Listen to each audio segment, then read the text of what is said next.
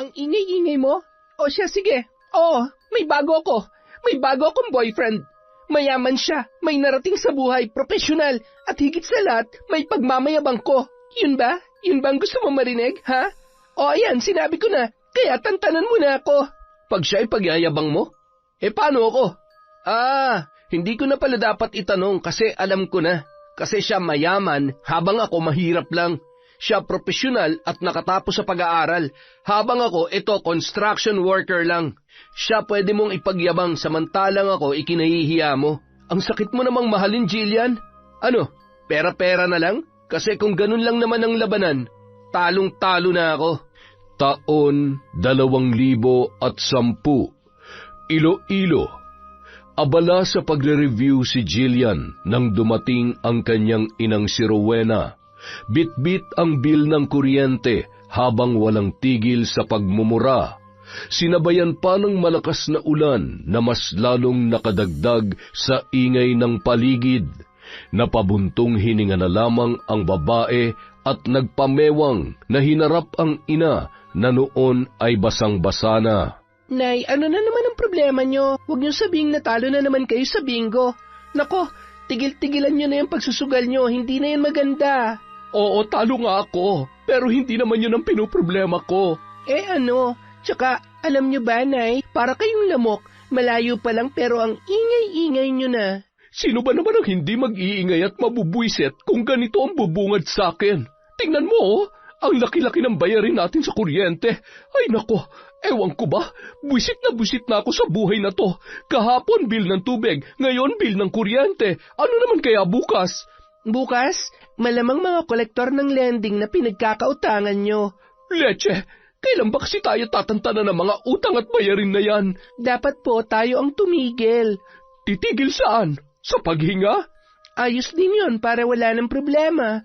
Baliw ka ba? Gusto mong mamatay ang nanay mo? Hindi po kayo lang po ang nagsabi niyan. Ikaw kasi, kasalanan mo to. Anong kasalanan ko? Nananahimik nga lang ako dito At saka, magpasalamat ka may boyfriend akong sumusuporte sa pag-aaral ko. Kung wala si Joel, baka mas lalo ka mag-iingay dahil sa laki ng tuition ko. Hoy, Jillian, pinagmamalaki mo pa talaga yung boyfriend mong yon? Nako, kung ako sa'yo, maghanap ka na lang ng iba, yung mayaman para naman makaahon tayo sa kahirapan na to. O di kaya'y maghanap ka na lang ng matandang afam para isang kiliti lang, patay agad. Tapos mapupunta na sa atin yung mga ari-arian niya. O di ba ang galing ko mag-isip? Hay nako, ikaw na lang kaya, Nay. Ikaw nakaisip niyan dinadamay niyo pa ako. At saka, oo, hindi mayaman si Joel pero at least natutulungan niya pa rin ako sa mga gastusin ko sa pag-aaral. Dapat nga magpasalamat tayo sa kanya Kasi kung hindi dahil sa kanya, wala kang anak na graduating na ngayon sa kolehiyo. Oo nga, nakakatulong siya sa pag-aaral mo pero hindi sapat yun. Ang piliin mo kasi yung totoong mayaman para naman makaranas din tayo ng marangyang buhay. Ewan ko sa inyo, Nay. Oh, bakit? Sa panahon ngayon, Jillian, dapat wais tayo. Ang hirap kasi sa inyo, nilalason kayo niyang pagmamahal niyo. Ay nako, mapapakain ba tayo ng pagmamahal na yan, ha? Oo na, sige nanay. Hindi na ako makikipagtalo sa inyo, kaya please lang tumahimik na kayo. Kasi kailangan ko pa mag-review Ay, eto pala tuwalya. Magbihis na po kayo, baka lamigin pa kayo dyan Kung dalaga lang ako, baka matagal na akong nakabingwit ng kano. Kaso nga lang matanda na ako Wala nang pupulot sa akin kasi nga wala nang asim. Kaya eto, sa'yo ko umaasa. Tigilan niyo nga ako, Nay. Sige na, may exam pa kami mamaya. Bawal bang mangarap o maghangad ng magandang buhay? Matanda na ako, Jillian. At ayaw ko naman mamatay na hanggang labandera na lang. Hindi na umimik pa ang dalaga sa mga sinabi ng kanyang ina. Alam niya nung mga oras na yon, wala siyang laban sa kanyang nanay. Ang opinyon pa rin nito ang masusunod. Bata pa lamang si Jillian, bukang bibig na ng kanyang ina ang marangyang buhay, ang pag-aambisyon na makaahon sa kahirapan. Mula nung musmus pa lamang siya hanggang sa nagdalaga ay silang dalawa lamang ang magkasama sapagkat 5 taong gulang pa lamang siya nang iwan sila ng kanyang ama. Sumama yun sa kanyang kabit. Samantala, abala sa pagliligpit ng mga gamit sa panggagamot si Aling Berna nang dumating ang kanyang anak na si Joel. Bitbit nito ang plastik na naglalaman ng kung anong bagay. Napakunot ang noo ng matanda nang tingnan niya yon at napausisa pa dahil sa kuryosidad. Akala ko ba bukas ka pa uuwi? Nag-absent po ako ngayon, Nay. Kailangan ko kasing ibigay ito kay Jillian. Ano ba yan? Tsaka, teka nga, umupo ka nga muna rito. Bakit ba pawis na pawis ka? Huwag mong sabihin, tumakbo ka lang dito pa uwi. Para pong ganun na nga, Nay. Pero, hayaan nyo na. Ayos lang po ako. Tinitipid mo na naman ang sarili mo para lamang sa girlfriend mong yan. Bukod pa roon, hindi ba't pinagsabihan na kita na huwag mong ibigay ang lahat? Magtira ka naman sa sarili mo. At saka, hindi pa naman kayo mag-asawa. Paano na lang kung magbago pa ang isip niyang si Jillian? Abay, kawawa kapag nagkaganon, anak. Hindi po yan. Malaki po ang tiwala ako sa kanya. At higit sa lahat, mahal na mahal po ako nun. Kaya wag po kayong mag-alala. Ang akin lang naman, wag mong pababayaan ang sarili mo para lamang sa babaeng yon. Ayaw ko lang na masaktan ka. Alam ko naman po yun, Nay. Kaya wag po kayong mag-alala sa akin. Siguruhin mo lamang, anak. Ay, oo nga pala. Ano nga pala yung dala mo? Bagong sapatos po para kay Jillian. Bagong sapatos na naman. Nasan ba yung binili mo sa kanya nung nakaraang buwan? Nasira na raw po kasi, Nay. Kaya eto, binilhan ko na po siya ng bago. Kailangan na kailangan daw po kasi nila para sa practice ng ano ba yun? Basta, practice para maging teacher na talaga. Hindi ko na talaga gusto yung mga pinagagagawa mo, Joel. Ikaw pa nagbabayad sa tuition fee niya, nagbibigay ng baon, at pati ba naman mga damit ay ikaw pa rin. Ang swerte naman talaga ng babaeng yan, Napag-aaral mo siya ng kolehiyo, habang ikaw hindi man lang nakapagtapos kahit high school. Mahal ko siya, Nay. Gagawin ko po ang lahat para sa kanya. Ayos lang naman sa akin ang pakikipagrelasyon mo sa kanya. Walang problema yon. Pero sana naman, maghinay-hinay ka rin. Opo, Nay. Siya nga pala. Alis po muna ako. Ibibigay ko lang po ito sa kanya. Hindi ka man lamang ba magbibihis? Hindi, Nanay. Saglit lang naman po ako. Iaabot ko lang to sa kanya. Sige na po, maiwan ko na po kayo. O siya, sige anak. Mag-iingat ka. Nagmamadaling sumakay si Joel ng tricycle habang bitbit pa rin sa kaliwang kamay ang plastik na naglalaman ng bagong sapatos. Ilang ulit niya rin tiningnan ang cellphone na walang tigil sa pagtunog dahil sa paulit-ulit na pagtawag ni Jillian. Hindi yun sinagot ng lalaki, bagkus ay itinuon na lamang niya ang atensyon sa daan. Nang matanaw niya na ang babae, ay agad siyang bumaba at nilapitan yon. Bakit ba ang tagal mo? Kanina pa ako naghihintay dito Kainis ka naman At saka, bakit hindi mo sinasagot yung mga tawag ko? Sorry na, babe. Umuwi pa kasi ako sa amin, dala yung mga gamit ko galing barracks. Para naman pagpunta ko rito, wala na akong gaanong bitbitin. Sana naman maintindihan mo yun. Sorry na talaga. Nakakatampo rin naman kasi, baby. Bukod pa ron, nakakainip din kayo maghintay. Pero ayos lang, sige na, okay na tayo. Pasensya na talaga, babe, ha? Hindi na mauulit yon. Oo nga pala, ito na yung allowance mo. Pang 2 linggo yan, ha? Ikaw nang bahala magkasya niyan. At saka, ito yung bagong sapatos, binilhan na kita. Sabi mo kasi, sira na yung binili ko sa nung nakaraang buwan Kaya, sana ingatan mo na to, ha? Para naman umabot pa sa graduation mo. Hala, thank you babe ha, I love you. Mahal na mahal din kita, Jillian. Basta, sabihan mo lang ako kaagad kung anong kailangan mo. At saka, mag-aral ka mabuti ha. Yayakapin na sana ni Joel ang dalaga nang bigla yung umatras, kasabay noon ang pag-iling. Habang pinagmamasdan ng mga tao at ilang mga estudyante na nagsisidaanan at napapatingin sa kanila nung mga sandaling yon. Ikinahihiya mo ba ako? Hindi naman sa ganon, babe. Ano lang kasi, huwag kang maging sweet sa akin pag nasa public area tayo. Sana naman maintindihan mo yon. Bukod pa ron, hindi ba napag-usapan na rin naman na natin to noon? Hindi ko naman kasi maintindihan. Bakit ba ikinakahiya mo ko? Kung natatakot kang pagtawanan ng mga tao, hayaan mo sila. Wala silang ambag sa relasyon natin. Tayo nagmamahalan at hindi sila kasali ron. Hindi naman sa ikinahihiya kita, Joel. Sa katunayan nga, proud at thankful ako kasi mayroon akong boyfriend na kagaya mo. Masipag, mapagmahal, at maunawain. Kaso nga lang, pwede bang magbihis ka naman na maayos? Yung tao naman tingnan, yung malinis at hindi ganyan na butas-butas ang suot oh. Kagaya niyang tsinelas mo, tingnan mo, hindi pa magkaparehas. Pasensya ka na babe ha. Nagmamadali kasi ako sa pagpunta rito eh. Ayos lang, sa susunod pala na mag-aabot ka sa akin ng pera, dun na lang sa amin ha. O di kaya dun sa may hardware, basta malayo sa university namin. Huwag mo sana mamasamain yon, babe ha. Para rin kasi yun sa kabutihan mo. Ayaw ko lang na pagtawanan ka ng iba. Ayos lang yun, naiintindihan ko naman. Sige na, pumasok ka na. Baka maliit ka pa eh.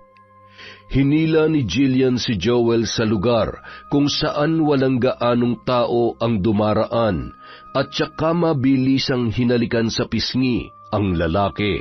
Huwag ka na magtampo sa akin, okay? I love you, babe. Ingat ka. Mag-text ka sa akin pag nakauwi ka na, ha? I love you too. Pabuntong hininga na tinalikuran ni Jillian si Joel na nung sandaling yon ay nakangiti na. Sa kaloob-looban ng babae ay ikinahihiya niya ang kanyang nobyo dahil sa ito ay hamak na construction worker lamang. Hindi niya naman gustong maramdaman yun, ngunit nadadala na rin siya dulot ng mga reaksyon at opinyon ng mga tao sa kanyang paligid. Ayaw niya namang ipaalam kay Joel na naiilang siya sa tuwing pinagtitinginan sila ng mga tao dahil malaki pa rin ang utang na loob niya dito. Ang lalaki ang dahilan kung bakit nakakapag-aral siya ng kolehiyo, ang gumagastos sa lahat ng mga pangangailangan niya, sa pag-aaral man o personal na buhay. 4th year high school siya noon nang magkakilala sila ni Joel at naging magkasintahan. Isa sa katangian ng lalaki na hinahangaan niya ay ang pagiging masipag at positibo sa buhay.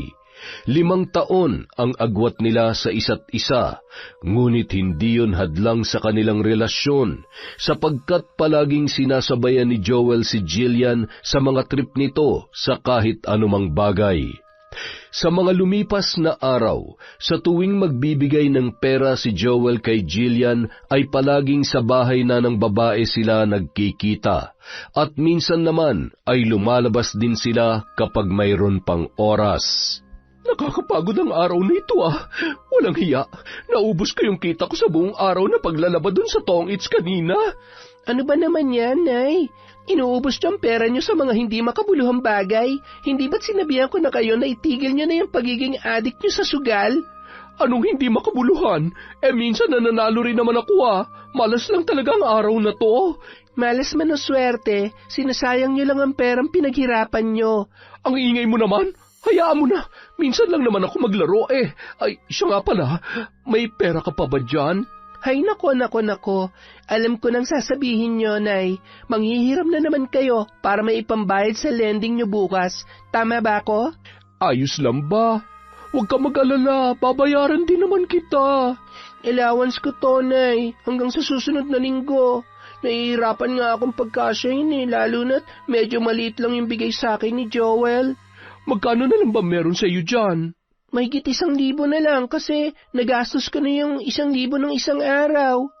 Tawagan mo na lang si Joel. Sabihin mo may agad-agaran kayong bayarin. Sige na, wala kasi tayong pambayad bukas sa lending Ano, gusto mo ba na makulong ako? Siyempre ayaw ko naman makulong kayo, pero Nay, hindi kaya ng konsensya ko na gawin yun kay Joel. Anong gagawin ko? Magtatago. Hirami mo na lang muna itong 1,000 at kapag kumita ka na, bayaran mo na lang ako kaagad. Ay sus, papayag din naman pala, pinatagal-tagal mo pa. Alangan naman tawagan ko si Joel, nakakahiya na sa kanya. Nagmumukha na talaga akong pera nito eh. Hindi ka aasenso sa buhay kapag pinairal mo pa yung konsensya mo, Jillian. Sa panahon ngayon at sitwasyon natin, dapat alam natin kung paano dumiskarte. Ibang diskarte naman yung gusto niyo eh. At saka, totoo naman na nahihiya na ako kay Joel. Nagsisinungaling kasi ako minsan sa kanya na may agaran kaming bayarin kahit na ang totoo lumalabas ako kasama mga kaibigan ko. O diba?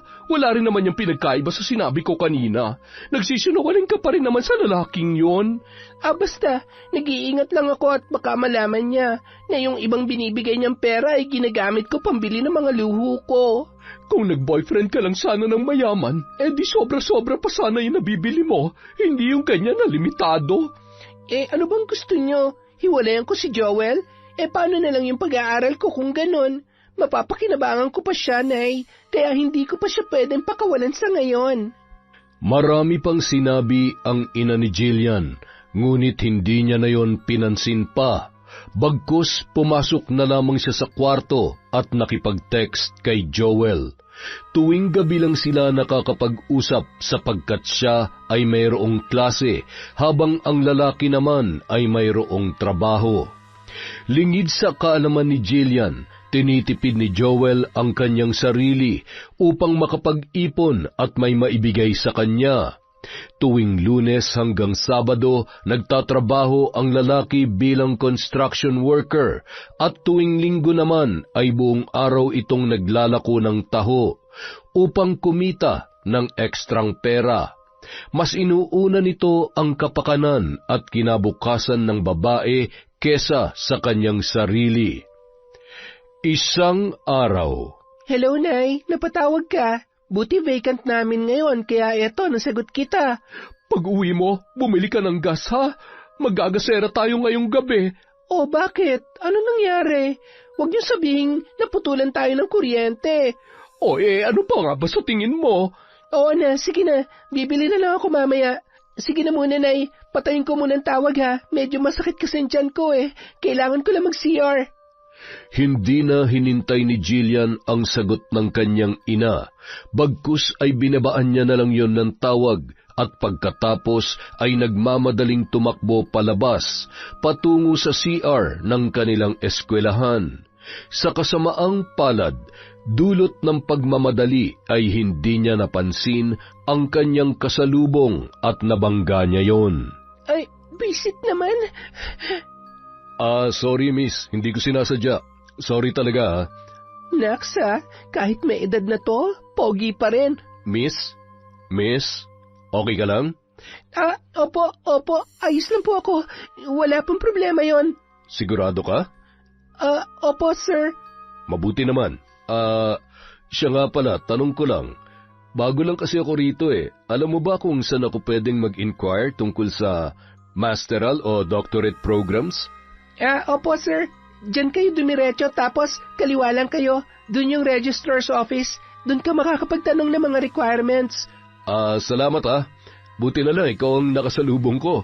Ay sus, walang pong ano yan sir. Tsaka, pasalamat ka, gwapo ka. Nako, bulera. Siya nga pala.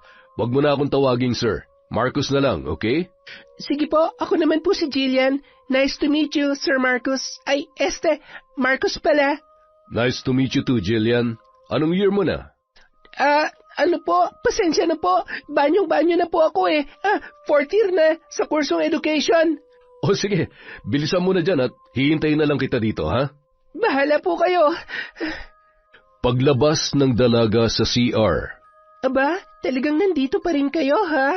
Siyempre naman. Teka, future teacher pala tong kaharap ko, ha? Future teacher? Pero pag hindi pinagpala, pwede maging asawa nyo, sir. Ay, Marcus. Pero biro lang po yun. Ang saya mo rin sigurong kabanding. Sana pag hindi ka busy, pwede tayo magkape o kumain sa labas. Don't worry, libre ko. Nako, hindi po ako tumatanggi sa libre, kaya agora po kapag hindi na busy. Yun, pumahayag din. Oo nga pala, pwede bang makuha ang number mo? Para ma-text kita kung sakaling hindi ka na busy. Agad na binigay ni Jillian ang kanyang number sa lalaki at ganoon din naman ang kanyang ginawa. Hiningi niya rin ang number ni Marcus upang kung sakaling hindi na siya busy ay makakalabas siya kasama ang lalaki. Pagkatapos nilang magkapalitan ng number, nagpaalam na sila sa isa't isa. Ngunit si Jillian ay tila naiwang tulala habang inaamoy ang kanyang kamay kung saan ginamit niya yon sa pakikipagkamay kay Marcus. Naku, Jillian, kumekerengking ka pa talaga kahit may boyfriend ka na. Pero in fairness, ang bango ng lalaking yun, ha? Tsaka, nagbibiro lang naman ako kanina, pero bakit sineryoso niya? Bahala na nga, at least makakalibre. Bukod pa ron, ang pogi niya. Nakakagigil. Pailing-iling na lamang na bumalik sa klase si Jillian habang walang tigil sa pag-amoy sa kanyang kamay na nanunuot pa rin ang bango. Pagsapit ng gabi, nakatanggap nga siya ng message mula kay Marcus. Hindi niya rin maitago ang nararamdamang pagkagalak sa kausap dahil sa matatamis nitong pick-up lines at hirit na noon lamang niya narinig. Hoy, gabing-gabi na. Ay naku, patulugin mo nga ako, Jillian. Tsaka kanina ka pa hagik-hik ng hagik-gik dyan. Sino ba yan, ha? Wala na nga tayong kuryente, nakuha mo pa talaga makipaglandian. Grabe naman kayo, Nay. Landian talaga. Hindi ba pwedeng natutuwa lang ako sa kausap ko? Hay nako, panigurado si Joel na naman yan. Akin na nga yung cellphone mo. Hindi na talaga ako natutuwa sa lalaking yan. Mabilis na hinablot ni Rowena ang cellphone ng kanyang anak at pagkatapos ay binasa ang nakasulat doon. Marcus? Sino to? Manliligaw mo? Hindi akin na nga yan, Nay. Hindi raw bakit parang namumula ka dyan? Parang kinikilig ka pa sa mga bawat banat niya. Hay, ewan ko sa iyong babae ka. Kung magpapaligaw ka man, sana doon naman sa mayaman. Ano, mayaman ba yan, ha? May kaya ba yan sa buhay? Hindi ko nga manliligaw to, Nay. Tsaka, kanina ko pa lang siya nakilala. Pero sa usaping mayaman, sa tingin ko, oo. Sa pananamit, tindig, at sa paraan ng pakikipag-usap niya, parang galing talaga siya sa mayamang pamilya. At saka, amuyin mong kamay ko, ang bango, diba? Nakashake hands ko kasi siya kanina, at ang masasabi ko lang, ang bango-bango niya, sobra! Naku, mabango nga. Ay, oo nga pala, ilang taon na ba yung lalaki na yan? Hindi ko alam pero sa tingin ko, nasa 40 o mas bata pa ng konti. Ay, baka pamilyado na yan, ha? O di kaya may mga anak na. Pero kung wala, ipush mo na. Akitin mo o di kaya ilabas mo na yung makamandag mong ganda. Tuklawin mo na hanggat maaga pa. Baka kasi makuha pa yan ng iba, sayang naman. Grabe naman kayo, Nay. Baka nakakalimutan nyo na may boyfriend ako. Ay sus, mamili ka, yung boyfriend mong mukhang hindi naliligo o yung mayaman na mabango. Gamitin mo yung utak mo, Jillian. Hindi na umimik pa ang dalaga, bagkus ay pabuntong hininga niyang ibinalik ang kanyang atensyon sa kanyang cellphone, na noon ay wala ng tigil sa kakatunog, dahil sa maraming mga messages na mula kay Marcus. Sa mga lumipas na araw, naging malapit sa isa't isa ang dalawa. Palagi siyang tinatawagan ng lalaki na kanya namang ikinatuwa dahil sa tila malambing nitong tono. Ang pagiging maalalahanin ni Marcus sa kanya ay nagbibigay din ng kakaibang saya na kailanman ay hindi niya naramdaman kay Joel. Isang umaga, abala sa paglalaba si Jillian nang tumunog ang kanyang cellphone. Nagmamadali niya yung kinuha. Nagbabaka sakali na si Marcus yun. Ngunit napawi ang kanyang mga ngiti nang makita na si Joel ang tumatawag. Hello, napatawag ka. May kailangan ka ba? Oh, bakit parang naiinis ka? Ayos ka lang ba, babe? At saka, kailangan ba talagang may rason kung tatawag ako? Hindi ba pwedeng namimiss lang kita? Bihira na lang kasi tayo mag-usap I miss you too. Pwede bang next time na lang tayo mag-usap, Joel? Wala kasi ako sa mood makipag-usap ngayon May dalaw ka ba? Kaya medyo mainit yung ulo mo? Hula ko, yun ang rason, no? Oo, unang araw. Pasensya na talaga. Ayos lang. Sige na, magpahinga ka na. I love you, babe. At saka, miss na kita. Usap na lang tayo kapag hindi na ako busy. Sa ngayon kasi, marami akong tambak na assignments at projects eh. Sige na, bye! Padabog yung ibinaba ni Jillian at nang mga sandaling yun, hindi niya maipaliwanag kung bakit ganun na lamang ang kanyang reaksyon.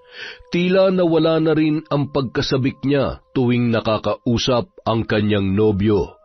Pagkadismaya rin ang kanyang naramdaman dahil ang inaasahan niyang tumawag ay si Marcus, hindi si Joel na kanyang boyfriend.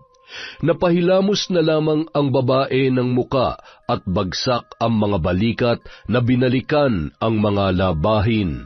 Ano ka ba, Jillian? Ang sama mo. Baka nakakalimutan mong malaki ang utang na loob mo kay Joel. Siya nagpapaaral sa'yo, remember? Pero, naguguluhan na ako. Sinong kausap mo dyan? Para kang sinapian na. Nagsasalita ka na lang na mag-isa. Nako, umayos-ayos ka, Jillian. Wala akong anak na baliw. San kayo galing? At saka, para rin kayong naliligaw na espiritu. Bigla-bigla na lang sumusulpot at nawawala. Hanip din ah. Baka ako yung espiritong sumanib sa'yo. Baka nga, pero san ba talaga kayo galing? Ang aga-aga nyo kasing nawala kanina. Diyan lang sa tabi-tabi, naghahanap ng mapagkakakitaan. Tumango na lamang si Jillian bilang pagsang-ayon, kahit na ang totoo ay alam niyang galing yon sa pagsusugal. Samantala, nitong mga nakaraan, napapansin ko palagi kang malungkot at hindi mapakali. May problema ka ba, Joel? Wala lang ho, Tonay. Medyo pagod lang po siguro ako. Abay, sino ba naman ang hindi mapapagod? Tingnan mo nga, Lunes hanggang Sabado nagtatrabaho ka bilang construction worker at tuwing Linggo naman ay nagtitinda ka ng taho. Kailangan pong kumita na eh. Alam niyo naman po yung rason, di ba? Ay, ewan ko sa yung bata ka. Kung ako lang ang masusunod, hindi na kita pagtatrabahuhin. Kaya naman kitang buhayin. Kahit papaano'y kumikita naman ako sa panggagamot ko. Hayaan niyo na po, malapit na rin graduate si Jillian. At kung makakapasa na siya sa board exam, doon ako titigil sa pagtatrabaho.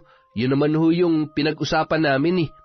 Siguraduhin niya kamo na magtatapos siya at makakahanap agad ng trabaho para naman masuklian niya yung mga sakripisyo mo sa kanya. Nitong mga nagdaang araw nga po, Nay, abala siya sa pagre-review eh. Sobrang busy niya po. Bihira ko na lamang siya makausap, pero naiintindihan ko naman na kailangan niyang unahin ang pag-aaral niya. Yun ang importante at proud na proud po ako sa kanya kasi nagsisipag siya na makatapos. Hindi niya lang ginagawa yun para sa sarili niya, kundi para sa aming dalawa, para sa hinaharap namin, at para sa bubuuin naming pamilya. Siguraduhin mong pag-aaral talaga ang inaatupag ng babaeng yan. Ay nako, kung hindi, lagot siya sa akin. Huwag niyo sabihin na babarangin niyo siya, tulad nung ginawa niyo sa kabit ni tatay noon. Kung maglolo ko siya, abay bakit hindi? Matagal ko nang tinalikuran ng barang, pero kung kinakailangan, malamang ay balikan ko ang nakasanayan kong yon. Huwag niyo na pong gamitin yon, Nay. Masama po yun. Tsaka ano ba naman kayo? Hindi ako lolokohin ni Jillian. May tiwala ako sa kanya at ganun din siya sa akin. Mahal na mahal namin ang isa't isa. Kaya kung ako sa inyo, tigil-tigilan niyo ng pag-iisip ng negatibong bagay. Yang pagmamahal na yan, wala yan kapag nadala at natukso ang isang tao. Hindi na nakipagtalo pa si Joel sa kanyang ina, bagkus ay itinuon na lamang niya ang atensyon sa pagbibilang ng mga baryang kinita sa maghapon na paglalako ng taho. May tiwala naman siya sa kanyang girlfriend, ngunit ng mga oras na yon, hindi niya maiwasang makaramdam ng pangamba at takot kung sakaling maglukuman at iwan siya ng babae. Aminado siya sa kanyang sarili na nalulungkot at nangungulila siya kay Jillian dahil sa bihira na lamang silang makapag-usap at kung sakali mang tumawag siya ay may pagkakataon pa na nauuwi lamang yon sa pag-aaway. Gustuhin man niyang bisitahin ang babae ay hindi niya magawa dulot ng pagkaabala sa trabaho at kawalan ng oras. Nagkikita naman sila minsan, ngunit yun lamang ay para magabot ng pera para magamit nito sa kanyang pag-aaral. Isang araw, 7:00 na ng gabi natapos ang klase ni Jillian. Nagmamadali siyang lumabas ng classroom ng sandaling yun dahil nag-aalala siya na baka wala ng jeep na namamasada papunta sa kanilang lugar. Nasa may pintuan pa lamang siya ng classroom ay napahinto ang dalaga dahil sa bulto ng lalaki na dahan-dahang lumalapit sa kanya habang nakangiti. "Akin na yung mga gamit mo. Ako na magdadala." Marcus, anong ginagawa mo rito? "Ano pa ba? Di sinusundo ka. Bawal ba?" Hindi, ayos lang naman. I mean, nagulat lang talaga ako na makita ka rito. Simula ngayon, masanay ka na. Siya nga pala, ihatid kita sa inyo. Pero before that, kain muna tayo sa labas. Ayos lang ba sa iyon? Nako, nakakahiya naman sa'yo pero salamat talaga Marcus ha. Hulog ka talaga ng langit sa akin. Walang anuman yon. Tara na? Tara na, gutom na rin ako eh. Nagpatiuna ng naglakad si Jillian habang nakasunod naman sa kanyang likuran si Marcus. Bit-bit nito ang ilan sa mga gamit at bag ng dalaga. Nang makalabas ng eskwelahang yon ay agad na iginiya ng lalaki si Jillian papunta sa kanyang sasakyan. "Oh, napahinto ka. May problema ba? Dali na, sakay na." Ano kasi? "Ano yon? Bakit?" Wala, never mind. Pagkasakay ni Jillian sa kotse ay hindi niya maiwasang mamangha dahil yon ang pinakaunang beses na nakasakay siya sa ganoon kaganda at kasosyal na kotse. Hindi naman niya maalis-alis ang paningin kay Marcus sapagkat ang maganda nitong ayos at porma ay tila hinihigop ang kanyang atensyon. Mas lalo pang nangibabaw ang kanyang pagkamangha nang dalhin siya ng lalaki sa isang mamahaling restaurant na kailanman ay hindi niya naranasan kay Joel. Dahil sa tuwing lumalabas siya kasama ang boyfriend, ay palaging sa tabi-tabi lang sila kumakain o sa mga mumurahin na karinderya. "Kanina ka patahimik ka. May problema ba? Tsaka hindi mo pa ginagalaw yung pagkain mo. Ayaw mo ba ng ganyan? May allergy ka ba? Pwede naman natin palitan. Sabihin mo lang." Wala. Sorry. Gusto ko naman ng mga pagkain. Hindi ko lang maiwasang ma-amaze. Kasi first time ko lang maranasan ng mga to eh. Ang makasakay sa mamahaling kotse, ang makapasok sa ganito kasosyal na restaurant, at higit sa lahat, ang makatikim ng ganito kasarap na mga pagkain. Pasensya na kung medyo ignoranteng pakinggan ha. Alam mo naman na mahirap lang kami. Si nanay, minsan labandera, minsan naman manicurista. Yun ang pinagkakakitaan niya na ikinabubuhay naming dalawa. At saka, ako, swerte na lang kasi may scholarship. Rumaraket din ako minsan para kumita ng pera at magamit ko kung sakaling may mga projects. Hindi itinago ni Jillian ang buhay nilang mag-ina kay Marcus. Sinabi niya ang lahat-lahat. Bukod lang sa boyfriend niya na nagpapaaral sa kanya. Nang mga sandaling yun, ayaw niyang ipaalam sa kaharap ang tungkol kay Joel dahil baka layuan siya nito at maaaring ikawala pa ng pagiging malapit nila sa isa't isa. Dahan-dahan namang hinawakan ni Marcus ang kanyang kamay at mahina yung pinisil-pisil. Yan ang reason kung bakit nagustuhan kita, Jillian. Ha? Anong ibig mong sabihin? Hindi ba halata? Gustong-gusto kita. Kahit sa sandaling panahon lang kita nakilala, pakiramdam ko, ayaw na kitang pakawalan pa. Imposible man na magustuhan mo ako dahil sa agwat ng edad natin, pero ito lang ang masasabi ko sa'yo. Gagawin kong lahat para lang masuklian mo yung pagtingin ko sa'yo. Liligawan mo ako? Oo, sana, kung papayag ka. Pwede bang magtanong muna? Sige lang. Ano ba yon? Wala ka bang asawa at mga anak? Wala akong anak. Hindi kasi kami nagkaanak nung asawa kong namatay 5 years ago. Ha? Biyudo ka pala? Anong ikinamatay ng asawa mo? Pasensya na kung napakatsismosa ko. Ano ka ba? Ayos lang yon. magtanong ka lang ng kahit ano. Ang ikinamatay niya ay breast cancer. Meron din siyang kidney failure na naging dahilan kung bakit naging complicated yung sitwasyon niya. Pasensya na ha, kung ano-ano na lang ang tinatanong ko. Ayos lang, walang problema yon. Sige na, kumain ka na dyan. Pagkatapos nito, magsha-shopping tayo. Hala, nakakahiya naman. Huwag ka na mahiya, hindi ba't sabi ko gagawin kong lahat para sa'yo? Nakangiting tumango si Jillian sa sinabi ni Marcus. Hindi niya rin maipaliwanag ang saya nang malaman na walang anak ang lalaki at byudo na yon. Pagkatapos nilang kumain, dinala siya ni Marcus sa isang mamahaling mall. Hindi niya naman pinalagpas ang pagkakataong yun. Kumuha siya ng mamahaling bag, sapatos, alahas at kung ano-ano pa. Hindi lang siya kumuha ng para sa kanya, kundi para rin sa kanyang ina. Maraming salamat, Marcus, ha? Saad pa ni Jillian habang tinatahak ang kalsada pauwi sa kanila. Wala rin namang tigil sa kakangiti si Marcus dahil sa napapasaya siya ng dalagita. Kanina ka pa pasalamat ng pasalamat ah. Nako, kung uulitin mo pa yan, hindi ka na makakaulit sa susunod. Ay, ganon? So dapat pala, hindi na ako magpasalamat para makaulit pa? Biro lang. Ay, siya nga pala, tungkol sa panliligaw ko. Papayagan mo na ba ako? Wala ka namang boyfriend, di ba? Wala. Wala akong boyfriend. So, pwede nga ako mandigaw? Hayaan mo, hindi naman ako nagmamadali. Sige lang, ayos lang sa akin. Totoo? Sigurado ka? Oo nga, paulit-ulit. Yes, I love you. Thank you. Thank you, Lord. Natawa na lamang si Jillian sa naging asal ng lalaki.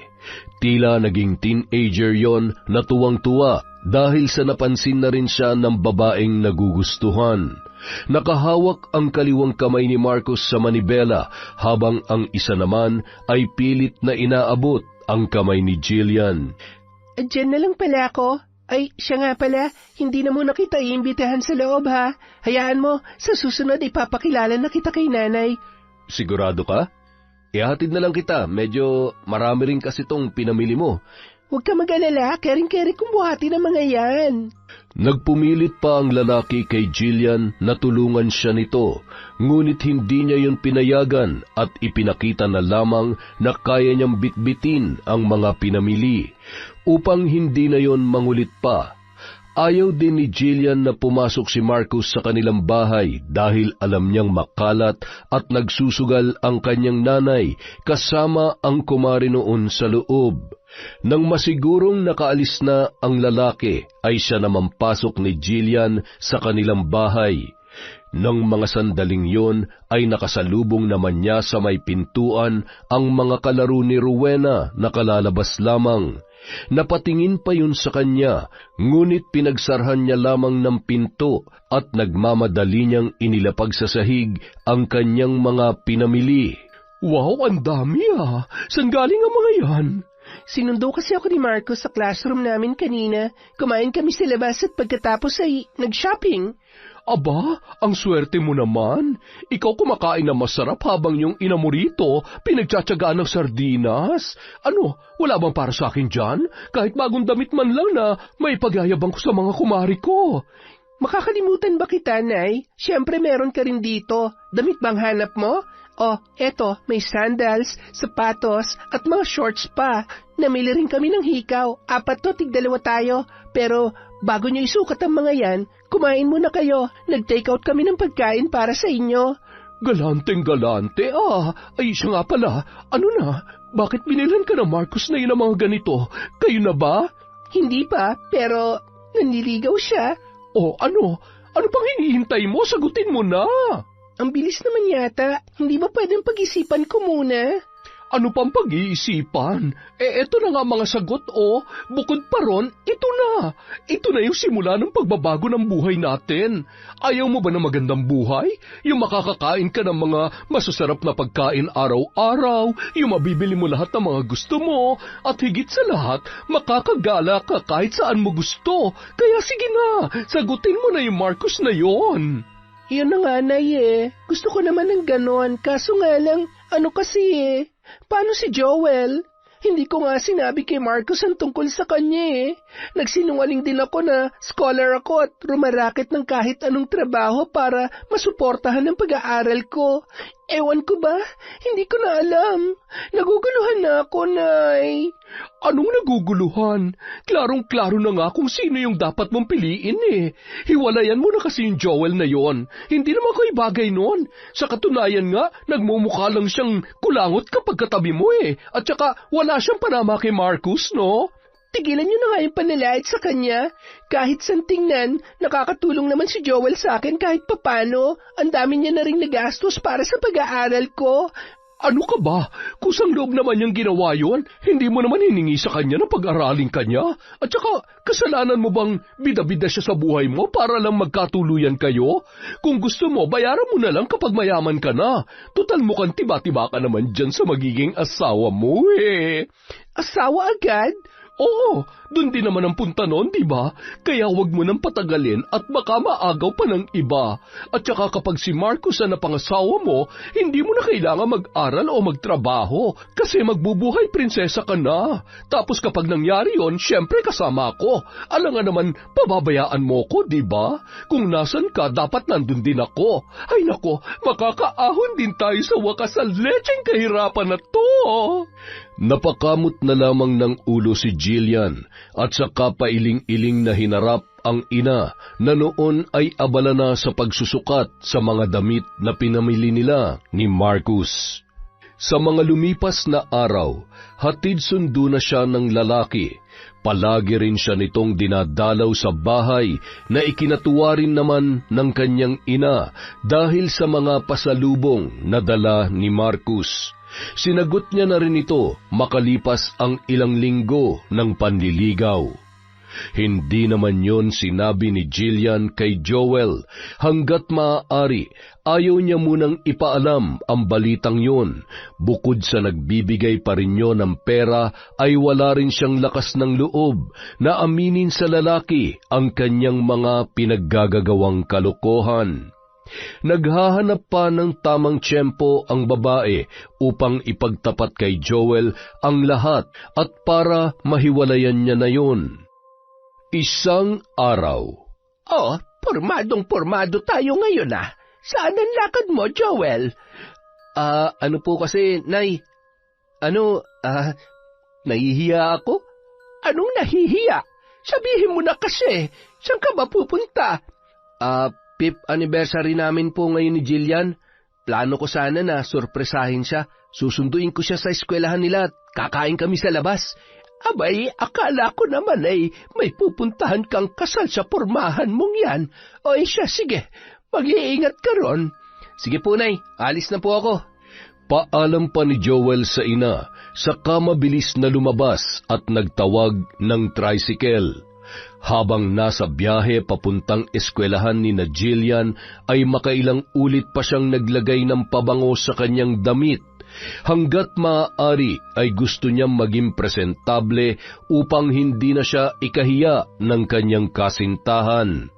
Hindi niya rin maiwasan ang pagka-excited sapagkat matagal-tagal na rin mula noong sila ay huling magkita. Minsan kasi kapag dumadalaw siya sa bahay ni na Jillian, palaging ang ina nitong si Rowena ang naaabutan niya. Palagi lang siyang tinatarayan ng babae at binibiro na may halong pangungutya at panlalait, na ipinagsasawalang bahala naman ang binata dahil ina pa rin yon ng kanyang pinakamamahal na girlfriend. Malapad ang ngiti ni Joel nang bumaba siya ng tricycle. Nagmamadaling naglakad sa may gate ng eskwelahan at matyagang hinintay ang kanyang kasintahan. Nakasuot siya ng sandaling yon ng checkered na long sleeve na pinarisan ng medyo kupas na pantalon. Nakasuksok naman sa bandang likuran ng kanyang bulsa ang isang rosas na pinitas niya pa sa bakuran ng kanilang kapitbahay. Sa ilang minutong paghihintay ay namataan ni Joel ang isang kulay blong kotse na noon ay kumikislap-kislap pa sa sobrang kinis. Nakaparada yon sa labas ng gate, ilang metro lang ang layo sa kanyang kinatatayuan. Ang ganda, ang yaman siguro na may-ari niyan. Sana balang araw, makabili rin ako ng ganyang kagarang sasakyan para naman hatid sundo ko na lang sa trabaho si Jillian. Ilang ulit niya pa yung pinagmasdan na tila bolang kristal sa kanyang paningin. Napabalik lamang siya sa ulirat nang bumusina ng 3 beses ang may-ari ng sasakyan. Itinuon na lamang ni Joel ang atensyon sa may gate kung saan labas-masok ang ilang mga estudyante. Agad naman siyang napangiti nang makita si Jillian na papalabas na. Kinuha niya sa bulsa ang bulaklak at nagmamadaling nilapitan ang kanyang kasintahan. Babe, I miss you! Surprise! Happy 5th anniversary! Sabi pa ni Joel, sabay bigay ng bulaklak kay Jillian. Ngunit biglang nanlaki ang mga mata ng babae, sakayon tumakbo papalayo sa kanya. Uy, babe! Jillian, ako to! Pwede ba bitawan mo ako? Sorry, hindi kita kilala. Mabilis na hinablot ng dalaga ang kanyang braso na noon ay hawak-hawak ni Joel. Nang makawala ang babae ay sakayon sumakay sa kulay blong sasakyan. Kinatukpa ni Joel ang sasakyan ng ilang ulit. Nagugulahan siya kung bakit ganoon na lamang ang reaksyon ng kanyang nobya. Jillian, babe! Kausapin mo ako! Sino siya, love? Bakit kanya sinusundan? At bakit kanya tinatawag na babe? Wala. Hindi ko siya kilala. At saka, baliw yata yan. Kahit sino-sino na lang nilalapitan yan. Ganun ba? Grabe naman pala. Oo nga pero hayaan mo na. Sinisira niya lang ang araw natin Tara na. Pagkatapos yung sabihin ni Jillian, pinaharurot na ni Marcus ang sasakyan. Hinabol pa yun ni Joel, ngunit nadapa lamang siya at muntikan pang masagasaan ng ilang mga sasakyan. Napahilamos ang lalaki sa kanyang muka at mangyak-ngyak na inaalala ang mga nangyari. Hindi siya makapaniwala na magpapanggap si Jillian na hindi siya nito kilala.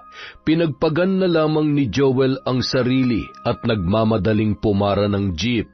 Habang nasa biyahe, paulit-ulit naman niyang tinawagan si Jillian na noon ay nakapatay ang cellphone. Nang makarating siya sa bahay ng babae, ay nagmamadali siyang kumatok doon. Babe! Babe, nandiyan ka ba? Kausapin mo naman ako! Babe, parang awa mo na! Makailang beses niya pa yung kinatok at ilang minuto lamang ay iniluwa ng pintuan si Rowena na noon ay kagigising lamang. Ano ba, Joel? Tanghaling tapat na tutulog ang tao Storbo ka! Ano bang kailangan mo rito, ha? Mag-aabot ka ba ng pang-allowance ni Jillian? Akin na! Ako na magbibigay sa kanya! Nasaan po si Jillian? Ilabas niyo naman siya, Jillian! Jillian! Nandito ako! Kausapin mo naman ako, babe, Wala rito ang anak ko. Kahit halugugin mo pa ang buong bahay, wala kang makikita rito maski anino niya. Nasa eskwelahan pa siya ngayon. Kung gusto mo siyang kausapin, di maghintay ka. Galing po ako sa school nila pero iniwan niya po ako. Sumakay po siya dun sa kulay asul na kotse. Pakisabi naman po sa akin kung nasaan siya ngayon, Ay sus, nakipag-date pa yun sa manliligaw niya. Boyfriend niya pala. Ay, hala, sorry, nadulas ako. Ha? Boyfriend? Sino pong tinutukoy niyo? Pinaglololoko niyo ba ako? Ilabas niyo ang anak niyo ngayon din. Jillian! Jillian, lumabas ka dyan! Wala nga rito si Jillian. Paulit-ulit ka naman Hindi ako naniniwala sa inyo. Di halugugin mo tong bahay. Ay nako, sinasabi mo ba na sinungaling ako? Hindi na lamang pinansin ni Joel ang mga sinasabi ng babae. Bagkus ay nilibot niya ang buong bahay. Hinalughog niya ang bawat sulok. Ngunit ni anino ni Jillian ay hindi niya nahagilap. Ang ginawa na lamang niya ng sandaling yun ay ang maghintay sa labas. Paulit-ulit niya ring tiningnan ang kalsada, nagbabaka sakali na mamataan ulit ang sasakyan na sinakyan ni Jillian nung siya ay iwan nito. 3 oras din siya naghintay doon. Uuwi na lamang sana siya at babalik na lamang kinabukasan, ngunit ilang hakbang pa lamang ay nakita niya na si Jillian. Naglalakad lamang ang kanyang kasintahan, bitbit ang maraming paper bag. Ngiting-ngiti pa yon, pero nang makita si Joel ay agad yun napangiwi at tila nangangambang ihakbang ang mga paa. Takot man ay lakas loob na nilapitan ni Jillian ang lalaki na noon ay walang emosyon na nakatingin sa kanya. Hindi mo pa rin ba ako kilala, ha? Bakit ginawa mo yun kanina? Sagutin mo ako, Jillian. Dahil ba ikinakahiya mo pa rin ako? O sadyang may bago ka na? O mas tamang sabihin na niloloko mo lang ako? Ano bang pinagsasabi mo dyan? Hindi kita maintindihan. Nakainom ka ba? Huwag mo nang itanggi. Nakikiusap ako. Tsaka, teka, saan galing yung mga yan? Sa lalaki mo ba? Magsabi ka na ng totoo. Ang ingay-ingay mo? O siya, sige. Oo, may bago ako. May bago akong boyfriend. Mayaman siya, may narating sa buhay, profesional, at higit sa lahat, may pagmamayabang ko. Yun ba? Yun ba ang gusto mo marinig, ha? O ayan, sinabi ko na, kaya tantanan mo na ako. Pag siya ay pagyayabang mo? Paano ako? Hindi ko na pala dapat itanong kasi alam ko na. Kasi siya mayaman, habang ako mahirap lang. Siya profesional at nakatapos sa pag-aaral, habang ako construction worker lang. Siya pwede mong ipagyabang samantalang ako ikinahihiya mo. Ang sakit mo namang mahalin, Jillian. Ano, pera-pera na lang? Kasi kung ganun lang naman ang labanan, talong-talo na ako. Ayoko na. Sorry, Joel. Ayaw mo na? Ganun na lang? Yun lang ang sasabihin mo tapos tatalikuran mo na ako? Pagkatapos ng lahat ng sakripisyo ko, iiwan mo na lang ako? Pinagkatiwalaan kita. Mas pinahalagahan pa kita kesa sa sarili ko. Tapos ganito ang isusukli mo sa akin? Oo na. Thank you sa pagpapaaral mo sa akin. Huwag ka mag-alala. Babayaran din kita sa mga nagastos mo sa akin. Hindi ito tungkol sa mga nagastos ko, Jillian. Hindi ako nanunumbat kung yun ang dating sa'yo. Tungkol to sa 5 taon na relasyon natin na parang binaliwala mo lang. Ano, wala lang ba talaga sa iyon? Pasensya na talaga. Pero ayaw ko na. Sana maintindihan mo ako. Paano ko maiintindihan? Parang basura mo na lang tinatapon ng relasyon natin. Ayos lang naman sa akin na makipaghiwalay ka kasi pagod ka na. Pero sa sitwasyon natin ngayon, iba eh. Nagloko ka. Yun ang hinding-hindi ko maiintindihan at matatanggap. Ay nako, sa totoo lang sumasakit ng ulo ko sa'yo. Sige, para mas maintindihan mo. Hindi na kita mahal at ayaw ko na sa'yo. Ano, gets mo na? Hindi ko gustong saktan ka, Joel, pero ang kulit-kulit mo eh. Alam mo ba kung ano nararamdaman ko ngayon? Pakiramdam ko ang liit-liit ko, ang baba-baba ko. Kasi ganito lang ako. Wala akong narating sa buhay. Hindi ko na nga pinapansin yung pagmamalit sa akin ng mga tao eh. Pero yung pinaramdam mo sa akin ngayon, sobrang nakakapanliit sa sarili. Pwede ba tumahimik ka? Naririnig ka ng mga kapitbahay namin. Nakakahiya ka. Saan ka banda nahihiya? Sa panloloko mo sa akin? O dahil totoong mga sinasabi ko? Sinabi nang umalis ka na eh.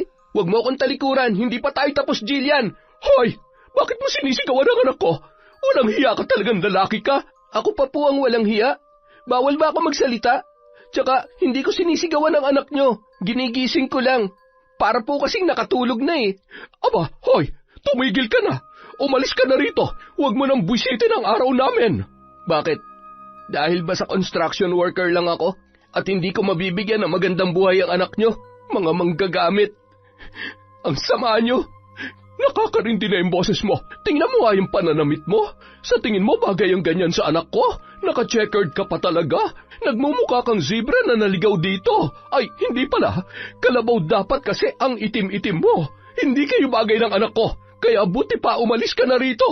Yung mga nagastos mo sa kanya, kayang-kaya niyang bayaran yon. Pagkatapos yun sabihin ni Rowena, ay mabilis niyang hinablot ang kanyang anak, na nung mga sandaling yon ay parang wala na sa sarili.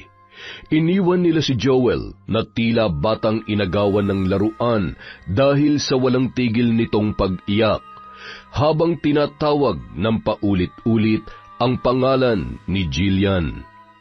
Ilang oras din siya sa labas ng bahay ng mag-ina, nagbabaka sakali na pagbubuksan siyang muli. Ngunit kahit anong pagmamakaawa niya ay hindi na siya hinarap ni Jillian, kung kaya't nagpunta na lamang siya sa mga kaibigan niya doon at nakipag-inuman. Kinagabihan, bumalik siya sa bahay ni na Jillian. Pasuray-suray na ang kanyang paglalakad dahil sa kalasingan. Nagwala siya sa labas habang nagmamakaawa na pagbuksan ng pintuan. Parendino, kanina pa yan lalaking yan ah. Ang ingay-ingay. Dispatchahin na kaya natin? Wag pre, may record na nga tayo sa barangay. Dadagdagan mo pa? Ano, gusto mo bang makulong? Turuan lang natin ng leksyon para tumahimik. Aba, kala ko totodasin na natin eh. Pero maganda yan, total lasing naman. Medyo makati-kati pa naman tong kamao ko. Halika na, pre. Mabilis na nilapitan ng dalawang tambay si Joel, na noon ay nagsusuka na dahil sa dami ng alak na nainom. Jillian, parawa mo na. Kausapin mo ako, babe. Pakiusap naman. Hoy, kanina ka pa. Ang ingay-ingay mo. Ano ngayon? Ano ngayon? Halika nga rito't nang maturuan ka ng leksyon. Bitawan mo ako. Mawawalang ya. Buisit. Sabing bitawan niyo ako eh. Aba, matapang to ah. Pero tingnan na lang natin kung uubra ka sa amin. Hinila ng dalawang tambay si Joel sa isang madilim na bakanteng lote at doon ay pinagtulungan siyang bugbugin ng mga yon. Ang mas malala pa, nasaksak siya sa tagiliran na naging dahilan ng kanyang panghihina. Pagkatapos gawin yon sa kanya, ay humahalakhak pa siyang iniwan ng dalawang lalaki na halatang nakainom din. Mabilis na tinawagan ni Joel ang kanyang ina at umiiyak na ibinalita ang mga nangyari. Nay, tulungan niyo ako. Nasaan ka ngayon? Anong nangyari sa'yo? Tsaka, bakit hindi ka pa umuuwi? Nandito po ako sa bakanteng lote, papasok sa lugar nila Jillian. Naitulungan niyo ako. Parang awa niyo na po. Ang sakit-sakit na po kasi. Ano ang masakit? Teka, magtatawag lang ako ng tricycle. Huwag kang umalis dyan, pupuntahan kita. Umiiyak na ibinaba ni Joel ang tawag, saka humiga sa lupa. Sa ilang minuto niyang paghihintay sa ina ay biglang bumuhos ang malakas na ulan na naging dahilan ng mas kaawa-awang sitwasyon ng binata. Nang dumating ang kanyang nanay ay mabilis siya nitong isinakay sa tricycle. Wala na ring malay si Joel nung mga sandaling yon dahil sa magkahalong kalasingan at panghihina, dulot ng panggugulpi sa kanya ng dalawang tambay. Kinabukasan, 10:00 na ng umaga nang magising si Joel. Pagmulat niya ng kanyang mga mata ay hindi niya maiwasan ang tila pag-ikot ng paligid dahil sa nararamdaman na pagkahilo. Napatingin naman siya sa kaliwang bahagi ng higaan kung saan naroon ang kanyang ina, na tahimik na nagdadasal habang nakahawak ang kaliwang kamay sa kanyang noo. Ano po nangyari, Nay? Tsaka, bakit po may sugat ako? Bakit nga ba nagkaroon ka niyan? Buti na lang nagamot kita agad. Kung hindi ay, baka nagka-impeksyon na yan. Wala po akong maalala, Nay eh. Kasi lasing na lasing ka. Oo nga pala, bakit ka ba naglasing? Ano nangyari sa lakad mo kahapon? Akala ko ba magkikita kayo ni Jillian? Nagulat na lamang ang matanda dahil sa biglang pag-iyak ng kanyang anak nang mabanggit nito ang pangalang Jillian. Tapatin mo nga ako. Niloko ka ba ng babaeng yon? Kaya ganyan na lang kung ngumawa ka sa harapan ko? Nay, ayaw na po sa akin ni Jillian. Ipinagpalit niya ako sa mayamang lalaki. Ang sakit po. Ang sakit-sakit. Sobra. Ay sinasabi ko na nga ba? Nay, pagod na po ako. Ayaw ko na po. Gusto ko na mamatay, Nay. Ano ka ba? Anong mamatay? Sasayangin mo ang buhay mo para lang sa isang babae? Hindi siya kawalan, Joel. Hayaan mo siya. Magsisisi rin siya balang araw sa mga pinagagawa niya. Nilang mag-ina. Ano? Akala mo ba hindi ko alam na minamaliit ka ng nanay niya? Nilalait o kinukutya? Kaya ko naman pong tiisin ang pangungutya sa akin ni Aling Rowena, Nay. Ang hindi ko lang po kayang tiisin ay yung mawala sa akin si Jillian. Kailangan ko siya, Nay. Hindi ko kaya mabuhay nang wala siya. Nako, tigil-tigilan mo ako, Joel. Hindi tangke ng oxygen niyang si Jillian na kung wala siya hindi ka makakahinga. Ngayon, ang dapat mong gawin ay magpahinga at magpalakas. Nay, saan po kayo pupunta? Huhukayin ko ang kaalaman na ikinubli ko sa mahabang panahon. Ano pong ibig niyo sabihin, Nay? Sinabi ko na sa iyo noon na oras na lokohin ka ng babaeng yan ay parurusahan ko siya. At ngayon ang panahon na yon, hindi lang siya makakatikim ng paghihiganti ko, kundi pati na rin ang ina niyang matulis ang dila. Nay, huwag niyo pong gawin yan. Naguguluhan lang po si Jillian. Mapapakiusapan ko po siya na bumalik sa akin. Magiging okay din po ang lahat, Nay. Tigil-tigilan mo yung pagiging martir mo, Joel. At saka, hayaan mo kung gawin ang tungkulin ko bilang ina sa'yo. Kaya wag mo na akong pigilan. Magsasalita pa sana ang binata, ngunit iniwan na siya ng matanda. Alam niyang ang tinutukoy ng ina ay ang tungkol sa kaalamang pambabarang na maaaring gamitin laban sa mag-inang nanakit sa kanya. Samantala, pagkatapos talikuran ni Berna ang anak, ay agad niyang hinalughog sa lumang aparador ang kahon na kanyang ikinandado. 2 dekada na ang nakalilipas. Binuksan niya yon gamit ang kwintas na may palawit na susi. Pagkabukas pa lamang ay hindi niya maiwasang mapabahin dahil sa sobrang alikabok noon. Sa loob ay naroon ang maraming garapon na naglalaman ng iba't ibang patay na insekto, mga pulang sinulid, karayom, libro ng orasyon, at marami pang iba na magagamit niya sa pambabarang.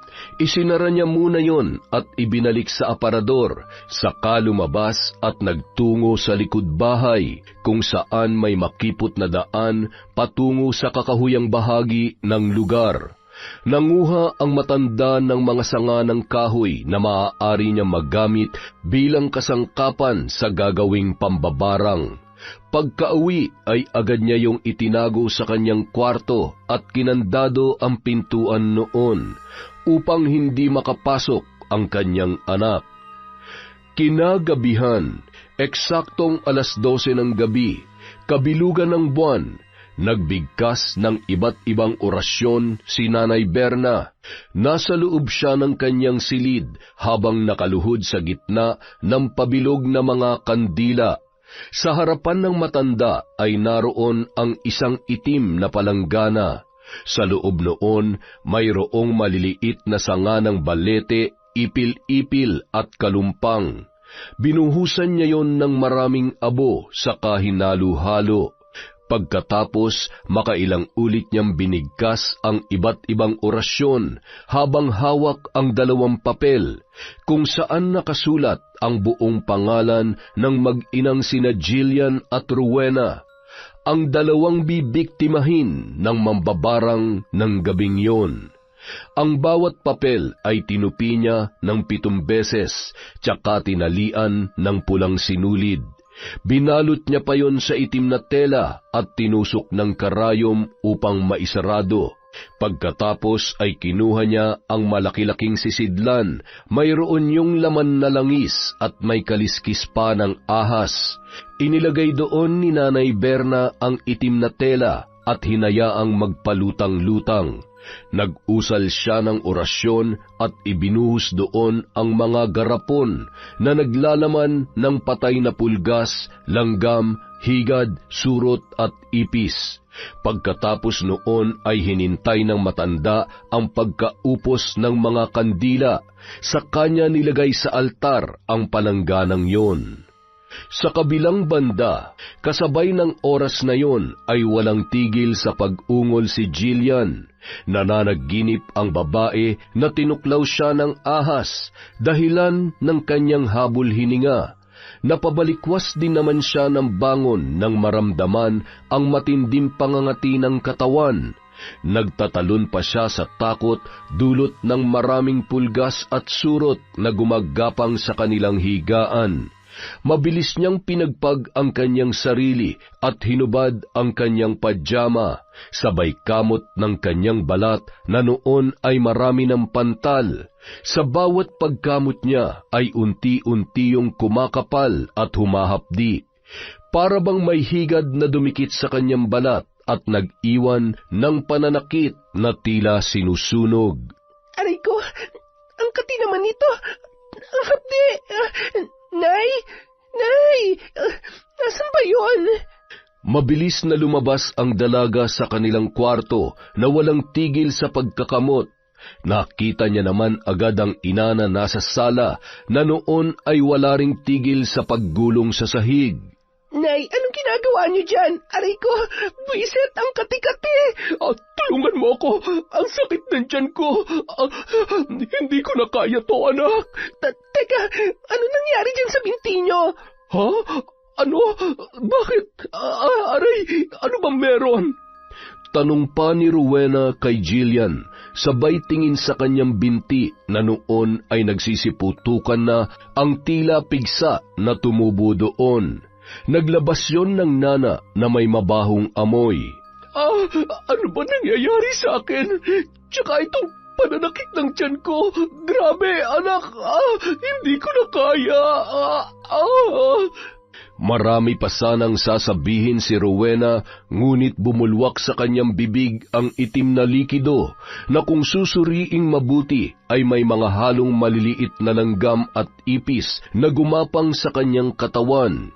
Hindi na alam ni Jillian ang gagawin dahil ng sandaling yon ay hindi niya na rin maipaliwanag ang paninikip ng dibdib. Ilang minuto siyang nakatayo roon habang tinitingnan ang kalunos-lunos na sitwasyon ng kanyang ina. Ang sakit ng sikmura ko. Buisit, ano pa bang tinatayo-tayo mo dyan? Tulungan mo ako, Jillian. Aray, ano pong gagawin ko? Tumawag ka ng ambulansya o di kaya tawagan mo si Marcus. Humingi ka ng tulong. Basta, ikaw na ang bahala. Bilisan mo. 3:00 pa lang po na madaling araw. Makakaistorbo po tayo. Napahilamos na lamang ng muka ang dalaga habang tinitingnan ang inang namimilipit sa sakit na noon ay pumuputok na ang labi. Nagmamadali siyang pumasok sa kwarto at hinalughog ang kanyang mga gamit. Nang makita niya ang kanyang cellphone, ay agad niyang tinawagan si Marcus. Ilang ulit niya pa yung tinawagan dahil sa hindi yun sumasagot. Jillian, napatawag ka. Sorry kung matagal kong nasagot. May problema ba? Hello, Marcus. Pasensya na talaga sa istorbo ha, pero pwede mo ba kaming puntahan ni nanay ngayon dito sa bahay? Kailangan namin ng tulong mo. Ngayon na? Teka lang. O siya, sige, papunta na ako. Please, bilisan mo. Pagkatapos yun sabihin ni Jillian, agad na bumulwak sa kanyang bibig ang itim at mapait na likido. Sumirit din sa kanyang ilong ang tila nana na may halong mga surot. Dahil sa takot, mabilis siyang lumabas at nagpagulong-gulong din sa sahig katulad ng kanyang ina. Ilang minuto ang lumipas ay nakarating na rin si Marcus sa bahay ni Rowena. Kasama ng lalaki ang kanyang driver na noon ay inaantok pa dahil sa maagang paggising sa kanya ng kanyang amo. Nagulat pa ang dalawang lalaki nang makita ang sitwasyon ni Rowena at Jillian na nung mga sandaling yon ay parang mga lantang gulay na tanging mata na lamang ang naigagalaw. Mas lalo pang nagulat si Marcus nang makita ang kanyang kasintahan na walang suot na kahit anumang saplot sa katawan. Ang balat ng babae ay tila nalalapnos na at nakakadiri. Nagmamadaling dinala ni Marcus sina Jillian at Rowena sa ospital. Pagkarating doon ay agad na inasikaso ng mga doktor ang dalawa. Ginawa nila ang lahat para mailigtas ang mag-ina. Sa paglipas ng mga araw, unti-unti na ring gumaling sina Rowena at Jillian, maliban na lang sa kanilang balat na nangangati pa rin, at may maliliit pang natitirang mga pantal mula ulo hanggang sa kaduluduluhan ng kanilang mga paa. Maraming salamat, Marcus. Hulog ka ng langit sa amin, lalo na sa anak ko. Ayos lang ho yun. Basta para kay Jillian, gagawin ko po ang lahat. Ay, siya nga pala, pwede na raw kayong i-discharge. Bibigyan na lang daw kayo ng reseta para makabili tayo ng ointment at gamot para dyan sa allergy ninyo. Paano ang bill namin dito sa ospital? Ako na ang bahala ron. Tsaka, mas makabubuti siguro na dun muna kayo sa bahay ko tumuloy para mas mapadali ang paggaling ninyo. Meron akong maids doon na mag-aasikaso sa inyo. Sana okay lang yon, Madam Rowena. Sinabi ko rin po to kay Jillian kagabi. Ayos lang naman daw sa kanya, kaya sana ganun din po sa inyo. Ano? Sigurado ka ba? Ang laki-laki na naitulong mo sa amin, Marcus. Nakakahiya naman, pero ayos na ayos lamang sa akin. Siya nga pala, huwag mo na akong tawagin, madam. Nanay na lang para mas magandang pakinggan. Sige po, nanay. Hindi ako sanay kasi hindi namang gaanong magkalayo ang agot ng edad natin. Sige na ho, pupuntahan ko muna si Jillian sa kabilang kwarto. Mamayang tanghali ho tayo susunduin ng driver ko. Matapos yun sabihin ni Marcus, agad na siyang lumabas doon at pinuntahan si Jillian, na noon ay abala sa pagkamot sa balat na tinutubuan ng butlig. Nakausap ko na ang nanay mo. Ayos lang daw sa kanya na doon muna kayo tumira sa bahay. Mabuti naman. Siya nga pala. Thank you so much, love, ha? Tatanawin kong malaking utang na loob tong ipinapakita mong kabutihan sa amin ni nanay. I love you. Ay, sus, wala yun. Basta para sa'yo. I love you more, Jillian. O siya, tigil-tigilan mo na yung pagkamot mo. Baka mas lalo pang lumalayan. Tiniis na lamang ni Jillian ang pangangati upang hindi na mag-alala pa ang lalaki. Pagdating ng tanghali, sinundo na sila ng driver ni Marcus at hinatid na sa bahay. Welcome ho sa bahay ko. Huwag kayong mahihiya, ha? Ituring niyo tong sarili niyong bahay. Feel at home. Aba, ang laki-laki naman ng mansyon mo, Marcus. Nakakahiyang umapak sa makinis niyong sahig para lang kasi kaming langaw na dumapo rito. Ay, ano po ba kayo? Okay lang po yan. Siya nga pala, maiwan ko muna kayo. Sa kwarto muna ako, may aasikasuhin lang ako saglit. Huwag kayong mag-alala, nandyan naman ang mga maid. Sila na huwag bahala sa inyo. Love, sa kwarto muna ako, ha? Sige lang, love. Salamat, ha? Nang iwan sila ng lalaki, ay agad na siniko ni Rowena si Jillian, na nung mga sandaling yon ay abala sa pagtingin-tingin sa buong mansyon. Bakit, Nay? Kita mo na? Ang laki, di ba? Buti talaga nakabingwit ka ng lalaking katulad ni Marcus. Kung wala siya, baka pinagpesta na ulit tayo ngayon ng mga surot sa bahay na hindi ko alam kung saan ang galing. Hindi kasi kayo marunong maglinis, kaya ayun, pinamugaran na tayo ng mga surot at pulgas. Wow, ha? Ako pa talagang pinagsabihan mo niyan? Hindi ba't ikaw ang anak? Ang ingay nyo naman, Nay. Kaya pumutok yung labi nyo Dahil napakataratitat nyo. Totoo naman, ha? Ay, ewan ko sa inyo. Kung si Joel ang pinili mo, tsak patay na tayo ngayon. O di kaya mabubulok na tayo sa ospital dahil walang pambayad sa bill. Tumahimik na nga lang kayo, Nay. Baka marinig pa kayo ni Marcus. Oo na, eto na nga. Sa bahay ni Marcus muna tumira ang mag-ina Maganda ang kanilang pananatili roon, ngunit sa mga lumipas na araw ay unti-unti namang lumala ang butlig nila sa katawan. Halos makaubos na rin sila ng 2 bote ng gamot, pero tila hindi yun umeepekto. Isang araw. Tao po! Tao po! Ay, Sir Marcos, magandang umaga po. Buti may lumabas na rin. Ito na po pala yung mga gulay na inangkat ninyo. Oh, Manong Arturo, kanina pa po ba kayo dyan? Pasok muna kayo. Kukunin ko lang yung bayad. Pasensya na po talaga kung natagalan, ha? May emergency kasi sa loob eh. Sa katunayan po, hindi na namin alam ang gagawin namin. Maaari ko hubang malaman ang nangyari, sir? Baka sakaling may maitulong ako. Ano ho kasi, yung girlfriend ko tsaka yung nanay niya, nagsusuka ng itim na likido at ang mas malala pa, may halong buhay na ipis. Ay, ewan ko ba, gumaling na sila sa ospital pero bumalik na naman. Abay, hindi po normal yan, sir. Pwede ko po ba silang makita at masuri? Ay, sige po, hali po kayo. Tayo na dun sa loob. Agad na sinama ni Marcos ang matanda na nagngangalang Arturo sa kanilang kusina. Doon ay nadatnan nila ang mga maid na parang aligaga at wala sa sarili. Habang tinitingnan sina Jillian at Rowena na walang tigil sa pagsusuka, halos matuklap na rin ang kanilang balat dahil sa walang tigil nitong pagkamot, dulot ng pagkagat sa kanila ng mga surot na hindi nila alam kung saan nanggagaling. Anong tinitingin-tingin niyo dyan? Tulungan niyo kami! Marcos, dalhin mo na kami sa ospital! Nay, kumalma ka nga lang. Ano? Paano ko kakalma kung ganitong sitwasyon natin? Hindi nyo kailangan pumunta sa ospital. Base sa nakikita ko, hindi yan magagamot ng mga doktor. Ano? Hoy, matanda! Sino ka ba para magsabi ng ganyan, ha? Buisit, ang katikat eh!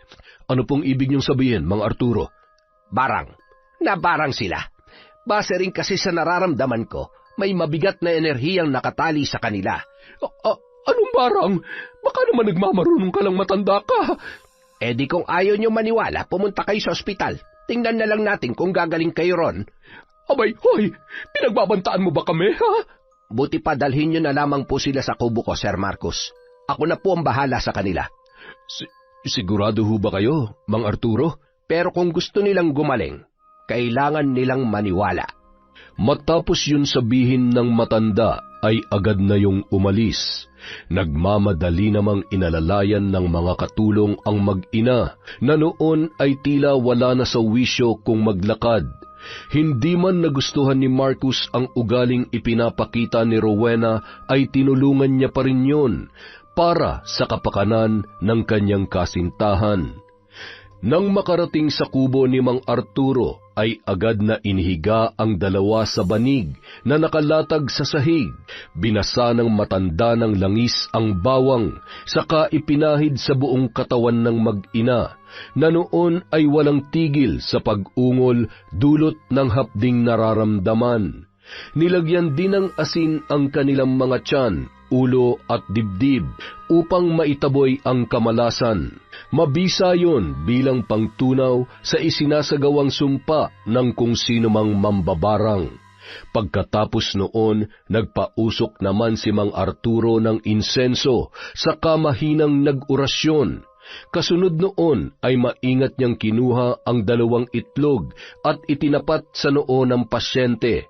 Dahan-dahan niyang iginulong ang itlog sa ulo, dibdib at tiyan habang bumubulong ng orasyon, at sa pag-ikot ng itlog, wari bang hinihigop nito ang bigat ng sumpa na bumabalot sa katawan ng mag-ina. Pagkaraan ng ilang minuto, inilabas ng matanda ang 2 baso ng tubig at marahang binasag ang itlog doon. Pagkahulog ng laman sa tubig, unti-unting lumitaw ang kakaibang hugis at mga bula, parang mga anino ng lason at sumpa na nailipat mula sa katawan ng pasyente papunta sa loob ng itlog. Ang barang ay nabali na. Sa susunod na mga araw, magiging maayos na ang inyong pakiramdam. Pwede po bang malaman kung sino ang nambarang sa amin? Pwede naman. Sandali lamang. Agad na kinuha ni Mang Arturo ang 2 baso at ibinuhos yun sa palanggana. Nagpatak ng kandila habang binibigkas ang sagradong orasyon. Ilang minuto lamang ang makalipas, may nabuoroong muka ng isang matandang babae. Si Nanay Berna. Siguro yan nga ang pangalan niya. Iha, maaari bang malaman kung anong nagawa niyo sa kanya? Kung bakit niya kayo binarang? Hindi ko po alam na mambabarang pala siya. Kaano-ano niyo ba siya? Nanay po siya ng dati kong nobyo, yung ex-boyfriend kong nagpaaral sa akin na iniwanan ko. Ayun naman pala eh. Sino bang ipinalit mo sa kanya? Si Sir Marcos ba? Opo. Pero nagsisisi na po ako. Promise po, maniwala kayo sa akin. Maniwala man ako o hindi, nasa sayo pa rin yon, Iha. Dapat yung mga lumalabas sa bibig natin ay tugma dito. Tugma sa puso at isipan natin. Maraming salamat po, Manong. Siya nga pala, pwede po bang humingi ng pabor? Sige lang, ano ba yon? Huwag niyo na lang po sana itong sabihin kay Marcos. Pangako po, magbabago na ako. Hindi ko na uulitin pang mga nagawa kong pagkakamali. Please po. May karapatan siyang malaman ng totoo, Iha. Ako na po magsasabi sa kanya, pero hindi po muna siguro ngayon. O siya, sige. Nire-respeto ko ang desisyon mong yan. Tsaka, kung sakaling magising na si Nanay, pwede po bang huwag niyo nang banggitin to sa kanya? Baka kasi sugurin niya si Nanay Berna eh. Sige. Masusunod. Wala rin kasi akong tiwala dyan sa nanay mo dahil medyo masakit siya magsalita. Basta, lagi mo lang tatandaan, maging mabuti sa lahat at huwag nang gumawa ng mga bagay na ikasasakit ng iba. Opo, maraming salamat po ulit, Manong. Matapos yun ay agad nang iniwan ng matanda si Jillian at lumabas yun upang ipaalam kay Marcos na ang mag-ina ay nasa mabuti ng kalagayan. Sa paglipas ng mga araw at linggo, unti-unti na ring nakabawi ng lakas ang mag-ina. Hindi na rin sila pinauwi pa ni Marcos sa kanilang bahay, bagkus ay nanatili na lamang sila sa tahanan ng lalaki. Samantala, Nay, ayos na po ba kayo? Ayos na. Hindi na tulad nung nakaraan na parang wala na akong lakas na tumayo. Sabi ko naman sa inyo huwag nyo nang gamitin ang mga barang-barang na yan. Yan tuloy, napapahamak kayo. Ginagamit ko lamang naman yon para parusahan ang mga taong nagkakasala. Kapag may nagbali lang talaga ng barang na ginagawa ko, ay parang nawawalan din ako ng enerhiya. Pero ayos na ako ngayon. Ay siya nga pala, saan ka galing kahapon? Huwag mong sabihin na nagpunta ka na naman sa eskwelahan nila Jillian o di kaya ay sa bahay nila. Naku, Joel, tigil-tigilan mo na yan. Bukod pa ron, ang dami-dami pang babae dyan. Hindi ka mauubusan. Huwag ka mag-alala. Darating din ang tamang tao sa tamang panahon. Maghintay ka lamang. Hindi mo kailangang madaliin ang pag-ibig. Alam ko naman yan, Nay. Gusto ko lang talagang makita si Jillian.